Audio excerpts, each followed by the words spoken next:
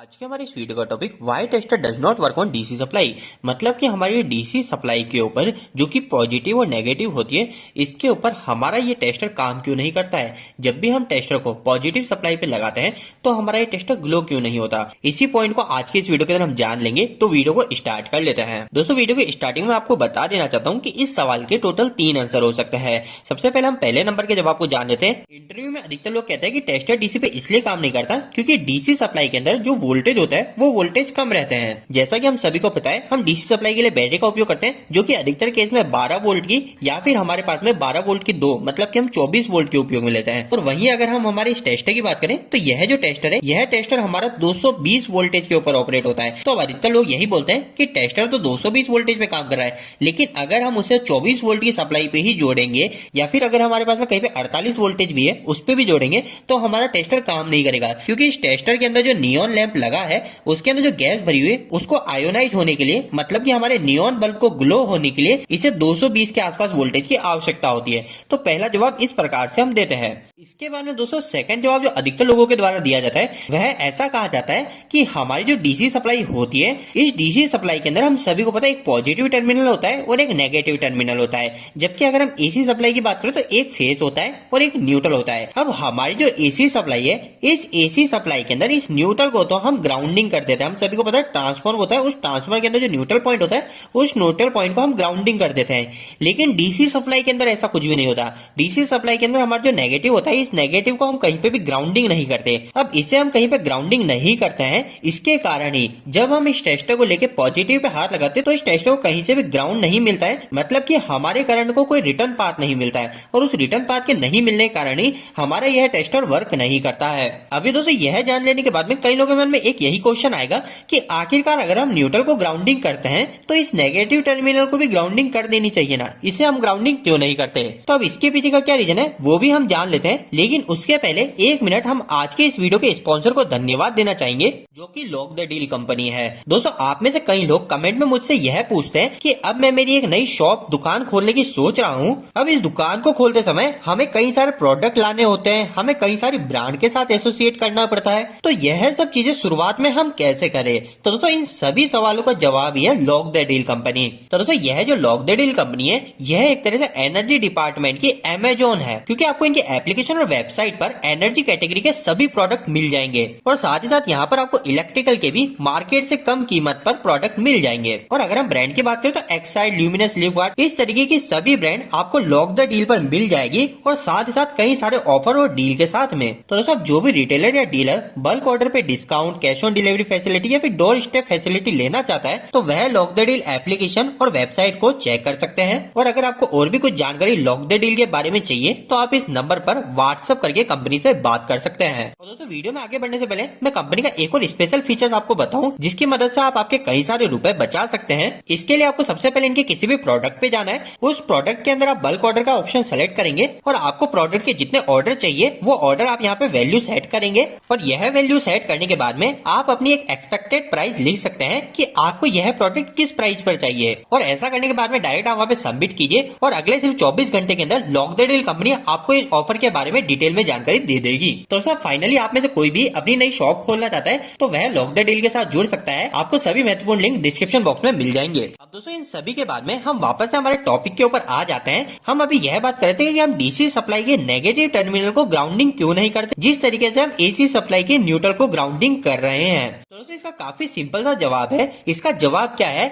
आपने कई बार देखा है कि हम 24 वोल्ट के सिस्टम का घर में उपयोग करते हैं। अब ये 24 वोल्ट का सिस्टम होता है, हम अधिकतर केस में क्या सोचते हैं, एक ये पॉजिटिव टर्मिनल है और एक नेगेटिव टर्मिनल है। तो हमारे जो 24 वोल्ट है ये हमारे इस पॉजिटिव टर्मिनल पे है और हमारे 0 वोल्ट इस नेगेटिव टर्मिनल पे है। लेकिन दोस्तों हमारा यह सोचना पूरी तरीके से गलत है। असलियत में क्या होता है, हमारा जो ये 24 वोल्ट का सिस्टम है ना, इसमें से जो प्लस 12 वोल्टेज है वह हमारे पॉजिटिव टर्मिनल पे होते हैं, जबकि हमारा जो नेगेटिव टर्मिनल होता है इस पे हमारे माइनस 12 वोल्टेज होते हैं। और जब हम इन दोनों के बीच का पोटेंशियल डिफरेंस निकालते हैं तो वो हमारा टोटल 24 वोल्टेज आता है। लेकिन यह जवाब सुनने के बाद में आधे से ज्यादा लोग कंफ्यूज जाएंगे कि हमने तो ऐसा कभी नहीं सुना। लेकिन दोस्तों यह सही बात है। अगर आप इसे प्रैक्टिकली चेक भी करना चाहते हैं तो आप इलेक्ट्रिकल के किसी सब स्टेशन में जाके देख सकते हो, क्योंकि हम सभी को पता है वहां पर हमारे बैटरी बैंक का उपयोग किया जाता है।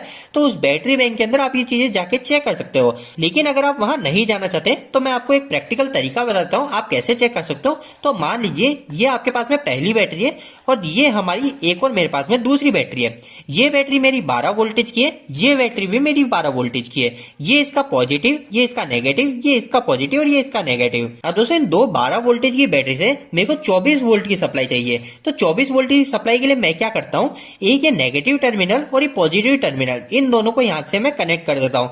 मतलब कि हमारी इस दोनों बैटरी को सीरीज में जोड़ देता हूँ। अब इसके बाद में क्या करूंगा, पॉजिटिव टर्मिनल मुझे यहाँ से मिल जाएगा और नेगेटिव टर्मिनल मुझे यहाँ से मिल जाएगा। अब दोस्तों नेक्स्ट चीज जो हम नेगेटिव टर्मिनल में ग्राउंडिंग की बात कर रहे थे, वो हम क्या करेंगे, वो हम इस जगह से इसे ग्राउंडिंग कर देंगे। तो मैं क्या करता हूँ, यहाँ से इस बैटरी के टर्मिनल को ग्राउंडिंग कर देता हूँ। तो अब ऐसा करने के बाद में क्या होगा, हम चेक कर लेते हैं। सबसे पहले मैं क्या करता हूँ, इस पॉजिटिव और इस नेगेटिव के बीच में वोल्टेज चेक करता हूँ। तो जैसे मैं इन दोनों के बीच में वोल्टेज चेक करूंगा तो मुझे पता है मुझे 24 वोल्टेज देखेंगे। तो ये मेरा फाइनल हो गया, मेरे को 24 वोल्टेज मिलेंगे।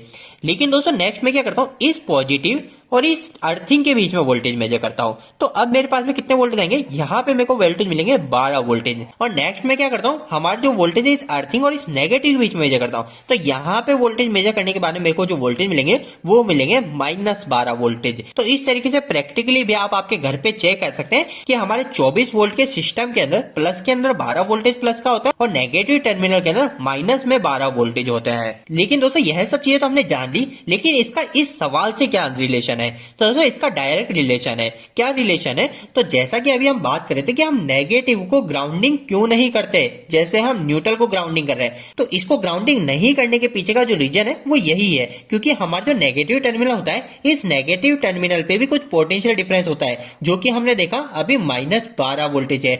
और अगर हम जैसे बड़े वोल्टेज सप्लाई को यूज करेंगे जैसे 110 वोल्टेज की, तो उसके अंदर क्या होगा, नेगेटिव में हमारा -55 वोल्टेज होगा।